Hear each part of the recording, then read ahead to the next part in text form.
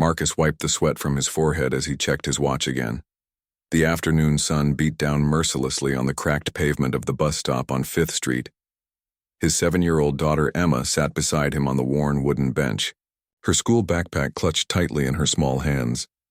She had been unusually quiet since he picked her up from school, and Marcus could tell something was bothering her. "Dad, why can't we have a car like other kids' parents?" Emma asked softly, her voice barely audible over the traffic noise. Marcus felt his heart sink. This wasn't the first time she had asked this question, and each time it felt like a knife twisting in his chest. He worked 2 jobs, morning shifts at the warehouse and evening shifts at a local diner. But even with both incomes, a car remained an impossible dream. The bills kept piling up and every dollar went toward rent, groceries, and Emma's school supplies. "We're doing just fine with the bus, sweetheart," he replied, forcing a smile and gently squeezing her shoulder. "Besides, riding the bus is an adventure. We get to see all kinds of interesting people and places." Emma nodded, but Marcus could see the disappointment in her eyes. She was growing up too fast, becoming aware of the differences between their life and those of her classmates. Some of her friends had parents who drove fancy SUVs and lived in houses with white picket fences. Marcus provided love and stability, but he couldn't give her the material things she saw other children take for granted. The bus was running late again, which meant Marcus would barely make it to his evening shift at the diner. He couldn't afford to be late, not when his boss had already warned him about tardiness last week. The anxiety gnawed at him as he watched car after car pass by, their occupants comfortable in air-conditioned interiors while he and Emma wilted in the heat. Woman approached the bus stop walking quickly despite the oppressive temperature. She wore scrubs, the standard uniform of a healthcare worker, and carried a worn leather purse slung over her shoulder. Her dark hair was pulled back in a practical ponytail, and there were visible stress lines around her eyes. She looked exhausted, the kind of bone-deep tiredness that came from long shifts and heavy responsibilities. As she reached the bench, the woman stumbled slightly, catching herself on the edge of the bus stop sign. She pressed her hand to her forehead and took several deep breaths. Marcus noticed her pale complexion and the way her hands trembled slightly. "Are you okay, ma'am?" Marcus asked, standing up from the bench. "You don't look so good." The woman looked up at him with grateful eyes. "I'm fine, just a little dizzy. It's been a long day at the hospital. Double shift, you know how it is." But even as she spoke, Marcus could see she was far from fine. She swayed slightly on her feet, and beads of perspiration dotted her forehead, despite her obvious chill. He had seen enough people in distress during his years of working various jobs to recognize when someone needed help. "Here, please sit down," Marcus said, guiding her gently to the bench. Emma immediately scooted over to make room, her young face filled with concern. "Thank you," the woman whispered, sinking onto the bench with visible relief. "I'm Sarah, by the way, Sarah Mitchell." "Marcus, and this is my daughter Emma," he replied, sitting back down beside them. "Are you sure you're all right? You look like you might need medical attention." Sarah managed a weak smile. "Ironic, isn't it? A nurse who needs medical help." She fumbled in her purse and pulled out a small bottle of pills. Her hands shook so badly she couldn't get the cap off. Without hesitation, Marcus reached over and helped her open the medication bottle. "Low blood sugar?" he asked knowingly. His own mother had been diabetic, and he recognized the signs.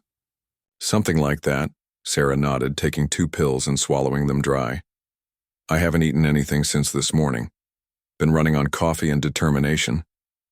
Emma, who had been watching the interaction with wide eyes, suddenly reached into her backpack and pulled out an unopened package of crackers, part of her school lunch she had saved for later. "Here," Emma said shyly, offering the crackers to Sarah. "My dad always says food helps when people don't feel good." Sarah's eyes filled with tears at the simple kindness. "Oh, sweetheart, that's so thoughtful of you, but I couldn't take your snack." "Please," Marcus encouraged. "She's right. You need to get something in your system. We can't have you fainting at the bus stop." Reluctantly, Sarah accepted the crackers and ate them slowly. The color gradually returned to her cheeks, and her hands steadied. As they waited together, Marcus found himself genuinely concerned about this stranger's well-being, while Emma chatted quietly with Sarah about school and her favorite subjects. The bus finally arrived, 15 minutes late and packed with evening commuters. As they climbed aboard, Marcus made sure Sarah was steady on her feet and found her a seat near the front. Little did he know that this simple act of kindness would set in motion a chain of events that would completely transform their lives. The next few days passed in their usual routine, but Marcus couldn't stop thinking about the woman at the bus stop. He hoped Sarah was taking better care of herself and wondered if she was working another grueling double shift at the hospital. Emma had mentioned her several times, asking if they would see the nice nurse lady again. It was Friday afternoon when their paths crossed once more. Marcus and Emma were at the same bus stop, heading home after he picked her up from school. This time, Sarah looked much better. Her color was healthy and she appeared well rested. She carried a small gift bag in her hands and smiled brightly when she spotted them. "Marcus, Emma," Sarah called out, walking over with obvious pleasure. "I was hoping I'd see you two again." "Hi, Sarah," Emma exclaimed, jumping up from the bench. "You look much better today." "I feel much better, thanks to you both," Sarah replied, warmly. She turned to Marcus with sincere gratitude in her eyes. "I wanted to thank you properly for helping me the other day. I don't know what would have happened if you hadn't been there." Marcus felt embarrassed by the praise. "Anyone would have done the same thing, you just needed a helping hand." "No, not everyone would have," Sarah said firmly. "I've lived in this city long enough to know that most people would have looked the other way. You and Emma showed me real kindness when I needed it most." She handed the gift bag to Emma, whose eyes lit up with excitement. "This is for you, sweetheart, to thank you for sharing your crackers with me." Emma looked to her father for permission before accepting the bag. Inside was a beautiful set of colored pencils and a drawing pad, art supplies that Marcus knew were expensive but had never been able to afford for his daughter. "Sarah, this is too much," Marcus protested.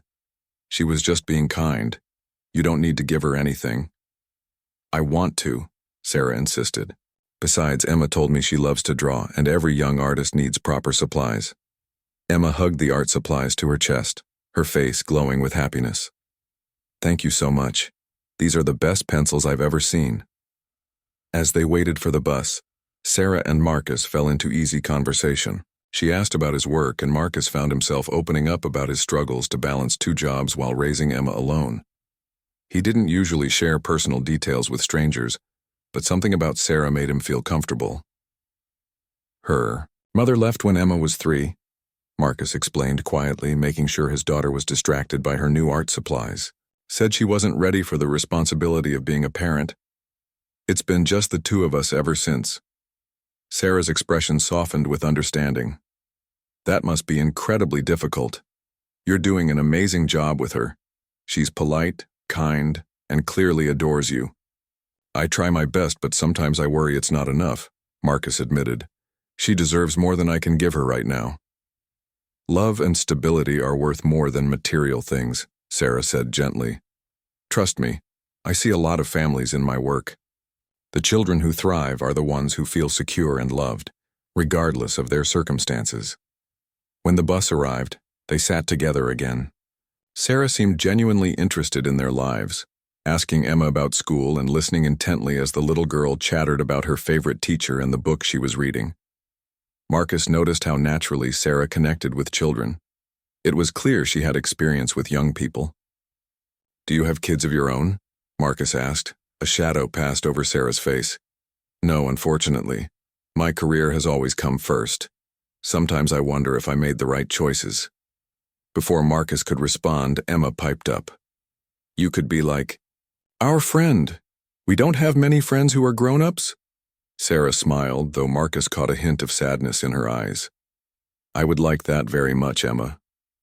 As their stop approached, Sarah surprised Marcus by asking, "Would you and Emma like to have dinner tomorrow night? I know a great family restaurant, and I'd love to return your kindness properly." Marcus hesitated. He wasn't used to accepting help or charity from others, and he worried about the expense. "That's very generous, but you don't need to—" "Please," Sarah interrupted. "It would be my pleasure. Besides, I rarely get to enjoy good company. Most of my colleagues are too busy with their own families. Emma looked up at her father with hopeful eyes. Can we, Dad? Please? Looking at his daughter's eager face, Marcus found himself nodding. Okay, but I insist on paying my share. Sarah smiled mysteriously. We'll work something out. They exchanged phone numbers and Sarah promised to call with the restaurant details. As Marcus and Emma walked home from their bus stop, Emma skipped, alongside him clutching her new art supplies. I really like Sarah, Emma announced. She's nice and she smells like flowers, not like the hospital. Marcus chuckled at his daughter's observation, but privately he was puzzled. If Sarah worked long shifts at the hospital, wouldn't she smell more like antiseptic? And her hands, he had noticed they were soft and well manicured, not the rough, frequently washed hands typical of most nurses he had encountered. Still, he pushed these thoughts aside. Perhaps she worked in administration or a less hands-on department. Whatever her exact role, she was clearly a caring person who had taken a genuine interest in their well-being. For the first time in months, Marcus felt like they had made a real friend, someone who saw past their circumstances to appreciate them for who they were. Little did he know that Sarah Mitchell was keeping a significant secret, one that would soon change everything he thought he knew about their chance encounter. Saturday evening arrived, and Marcus felt nervous as he helped Emma get ready for dinner. He had ironed his best shirt and made sure Emma wore her nicest dress, a simple blue one that his sister had given her for her birthday. He couldn't shake the feeling that he was out of his depth. But Emma's excitement was contagious. Sarah had chosen Bella Vista, an upscale Italian restaurant downtown that Marcus had only seen from the outside during his bus rides to work, the kind of place where business people took clients and families celebrated special occasions. As they approached the entrance, Marcus felt increasingly uncomfortable about the expense. Sarah, are you sure about this place? He asked quietly, as they met her outside the restaurant. It looks pretty expensive. Sarah was dressed casually in jeans and a simple blouse, but Marcus noticed the quality of her clothing, the kind of understated elegance that came with a significant price tag. She smiled reassuringly at his concern. Don't worry about it, Marcus. I have a connection here, she said, which didn't really ease his worries but left him little choice as Emma was already admiring the twinkling lights in the restaurant's windows. Inside, the hostess greeted Sarah by name and led them to a prime table by the window. The service was exceptional. Water glasses never went empty, and the staff seemed unusually attentive. Marcus noticed how the manager stopped by their table to personally ensure everything was perfect. You must eat here often, Marcus observed, still trying to calculate how much this meal would cost and how he could afford to pay his share. Occasionally, Sarah replied vaguely, then quickly changed the subject. Emma, what kind of pizza do you like? Dinner was delicious, and despite his initial discomfort, Marcus found himself relaxing. Sarah was an engaging conversationalist, asking thoughtful questions about his life and sharing amusing stories from her work. She was particularly good with Emma, treating her like an intelligent person rather than just a child. Tell me about your jobs, Marcus, Sarah said as they shared a dessert. 2 jobs must keep you incredibly busy. The warehouse work is steady, but doesn't pay much, Marcus explained. Physical work, loading and unloading trucks, organizing inventory. The evening shift at the diner helps make ends meet, but it means I don't get to spend as much time with Emma as I'd like. What would you do if you could choose any career? Sarah asked. Marcus laughed, but not with humor. That's a luxury I can't afford to think about. I need jobs that pay the bills now, not dreams that might pay off someday. But if you could, Sarah pressed gently. Marcus was quiet for a moment, twirling his fork in the remaining pasta on his plate. I used to want to be a teacher. Before Emma was born, I was actually in college studying education. But when her mother left and money got tight, I had to drop out and find work immediately. What kind of teacher? Emma asked, looking surprised. Her father had never mentioned this dream before. Elementary school. I thought I'd be good at helping kids learn, making education fun and accessible. Marcus shrugged. But that's not realistic anymore. I'd need to go back to school and we can't survive without my current income. Sarah listened intently, asking follow-up questions about his educational background and experience with children. Marcus found himself opening up about his passion for learning and his natural ability to explain complex concepts in simple terms, skills he used when helping Emma with homework. When the check came, Marcus reached for his wallet, but Sarah waved him away. "My treat, remember? You helped me when I needed it most." "Sarah, this meal probably cost more than I make in a week," Marcus protested. "I can't let you pay for all of this."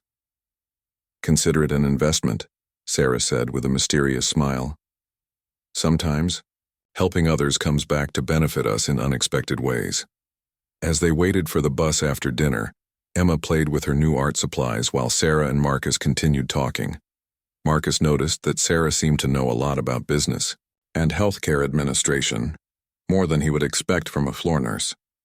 "You seem to understand the hospital system really well," he commented. "Have you been nursing long?" Sarah paused as if choosing her words carefully.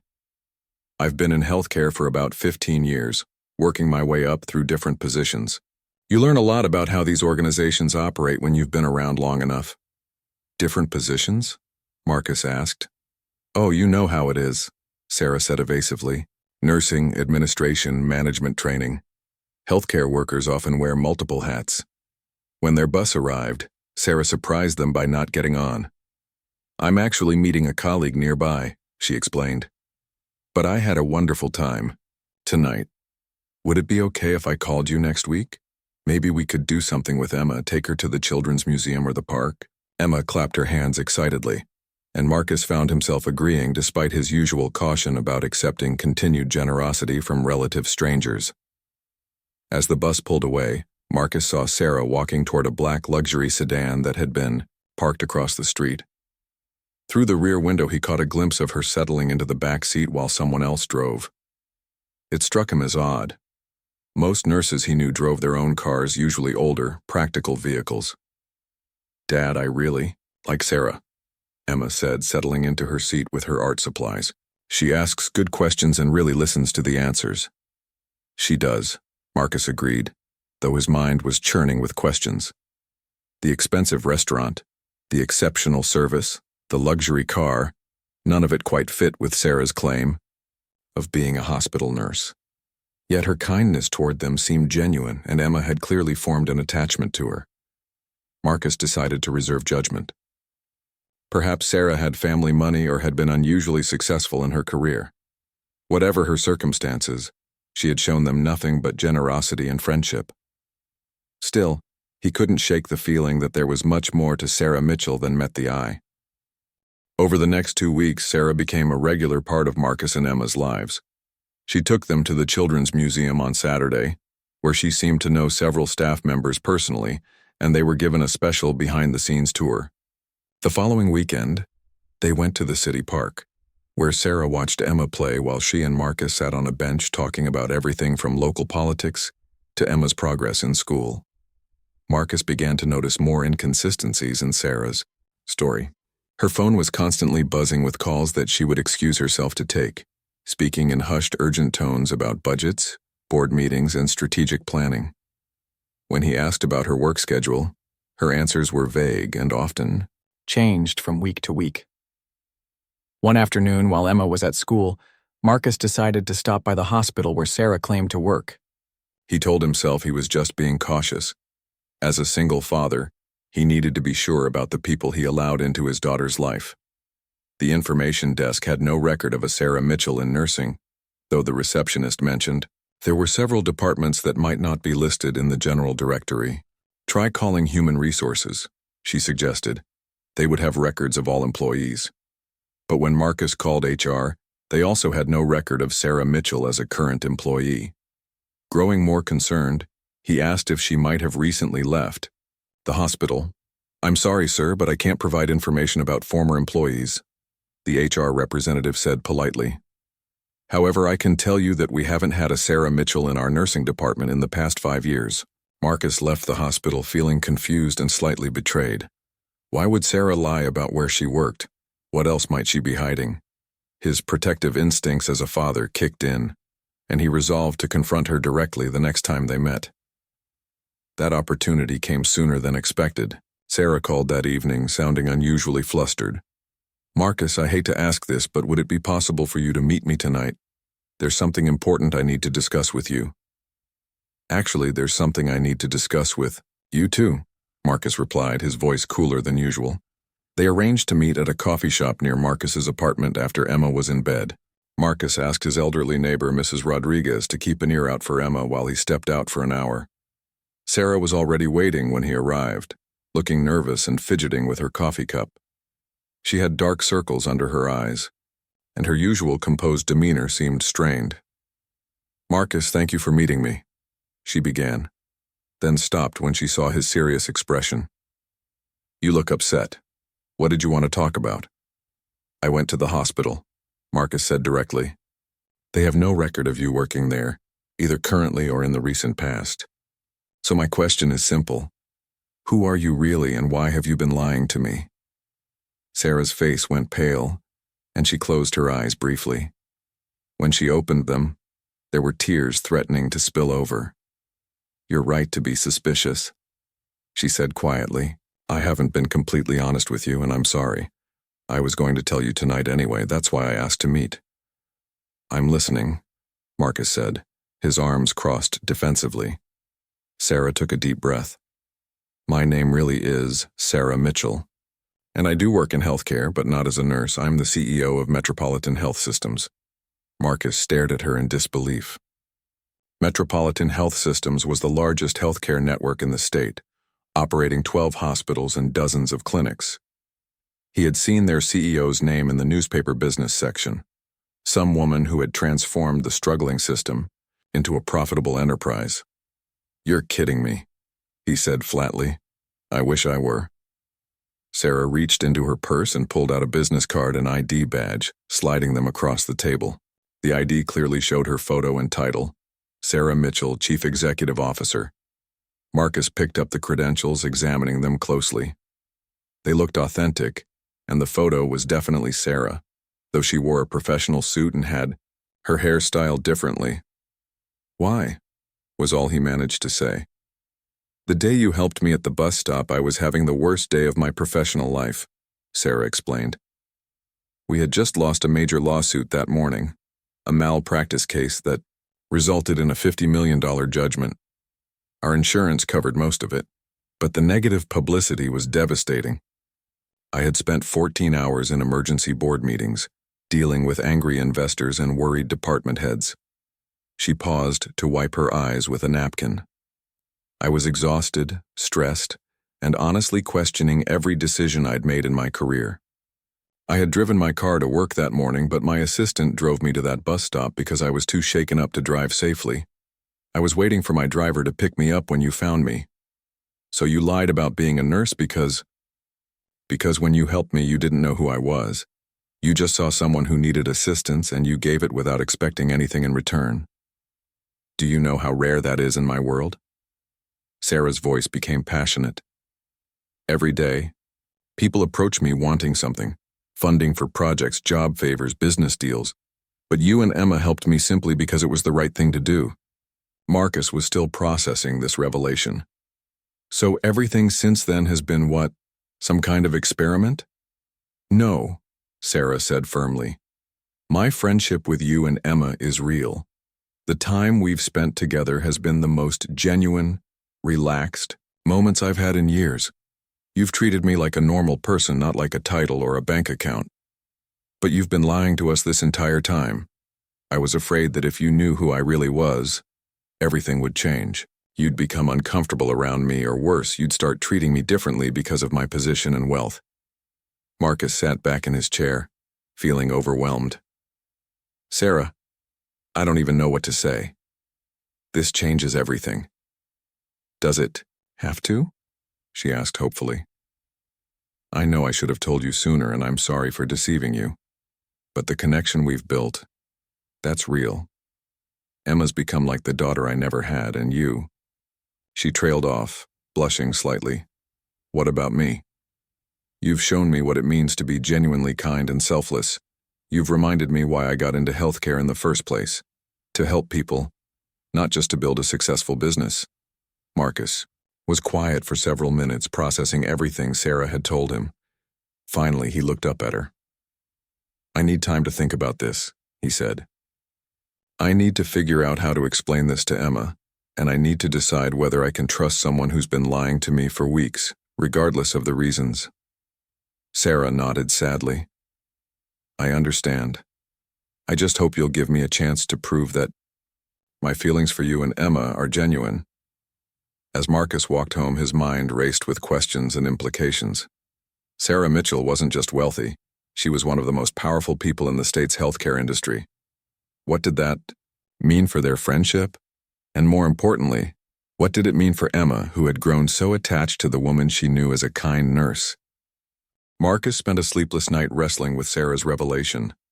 By morning, he had decided to be honest with Emma about the situation, though he struggled with how to explain it in terms a 7-year-old could understand. Over breakfast, Emma chatted excitedly about their plans to visit the Science Museum with Sarah that weekend. Marcus knew he had to tell her before she got even more attached. "Emma, we need to talk about Sarah," he said gently, sitting down across from her at their small kitchen table. "Is she okay?" Emma asked immediately, her face creasing with worry.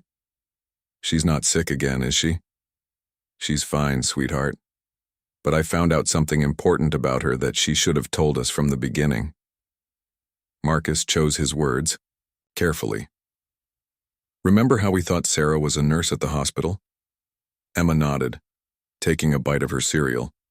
"Well, it turns out she's not actually a nurse. She's something called a CEO, which means she's in charge of lots of hospitals and the people who work in them. It's a very important job, and it means she has a lot of money." Emma considered this information seriously. "So she lied to us?" "She wasn't completely honest, yes. She says she did it because she wanted us to like her for who she is, not because she's rich and important." "But we did like her for who she is," Emma said, confused. "She's nice and funny and she listens to me." "That's true," Marcus agreed, "but grown-ups need to tell each other the truth, especially when they're friends." Emma was quiet for a moment, stirring her cereal thoughtfully. "Are we still going to be friends with her?" "I don't know yet, honey. I need to think about whether we can trust someone who wasn't honest with us." "Can I think about it too?" Emma asked.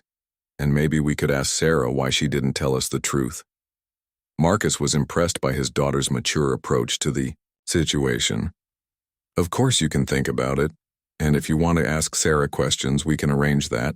The phone rang that afternoon while Emma was doing homework. It was Sarah, and she sounded hesitant. "Marcus, I know you need time to process everything, but I was wondering if I could explain the situation to Emma myself. She deserves to hear from me directly why I wasn't completely honest." Marcus looked at Emma, who was listening intently from the living room. She nodded eagerly when he mouthed Sarah's name. "Emma wants to talk to you," Marcus said, "but I want to be part of the conversation." They arranged to meet at the park the next day after school. Sarah was waiting on their usual bench when they arrived, looking nervous and sad. Emma approached her cautiously while Marcus hung back slightly. "Hi, Sarah," Emma said softly. "Daddy told me you're not really a nurse." "That's right, sweetheart. I should have told you and your father the truth from the beginning. And I'm very sorry I didn't." Sarah knelt down to Emma's eye level. "Do you want to ask me any questions about it?" Emma considered this seriously. "Why did you tell us you were a nurse instead of telling us your real job?" "Because sometimes when people find out I have an important job and lots of money, they treat me differently. They're not as relaxed around me, or they want me to do special favors for them. When your daddy helped me at the bus stop, it felt so good to have someone be kind to me just because I needed help, not because they wanted something from me." "But we're your friends," Emma pointed out. "Friends are supposed to tell each other the truth." "You're absolutely right, and I made a mistake. I was scared that if you knew who I really was, you might not want to be my friend anymore." Emma looked puzzled. "Why wouldn't we want to be your friend? You're still the same person who was nice to me and made my daddy smile." Sarah's eyes filled with tears at Emma's simple wisdom. "You are such a smart girl, Emma. You're right, I am still the same person. I just have a different job than I told you. Marcus watched this exchange with growing respect for both his daughter's maturity and Sarah's genuine remorse. Emma seemed to accept the explanation with the resilience typical of children, while Sarah's emotion appeared authentic. I have another question, Emma announced. If you're in charge of hospitals, can you help people who are sick? That's exactly what I try to do, Sarah replied. I work to make sure hospitals have good doctors and nurses and the right equipment to help people get better. That sounds like a really important job, Emma said approvingly. Maybe even more important than being a nurse. Sarah laughed through her tears. I think nurses are pretty important too, but thank you. Emma seemed satisfied with the conversation and ran off to play on the swings, leaving Marcus and Sarah alone on the bench. She's remarkable, Sarah said, watching Emma play. She has such a clear sense of right and wrong, and she's so forgiving. She gets that from her mother, Marcus said quietly. The forgiving part, anyway. I tend to hold grudges longer than I should. Does that mean you're still angry with me? Marcus was quiet for several minutes, watching his daughter laugh as she swung higher and higher. I'm not angry anymore, he finally said. But I am confused about where we go from here. You're one of the most powerful people in this state, and I'm a guy who works 2 minimum wage jobs and takes the bus everywhere. What kind of friendship can we really have? The same friendship we've had for the past month, Sarah said simply. I haven't changed just because you know my job title. Now, but everything else has changed, Marcus pointed out. Now I know that when you paid for that expensive dinner, it was like me buying a pack of gum. Now I know that you have the power to help or hurt thousands of people with your decisions. Now I know that you probably live in a mansion while Emma and I share a 1-bedroom apartment. Sarah was quiet, acknowledging the truth in his words. I don't want your pity or your charity, Marcus continued. I want to provide for my daughter myself, through my own hard work. I understand that, Sarah said softly, and I respect it. But what if there was a way I could help you achieve your goals through your own efforts, rather than just giving you handouts? Marcus looked at her suspiciously. What do you mean?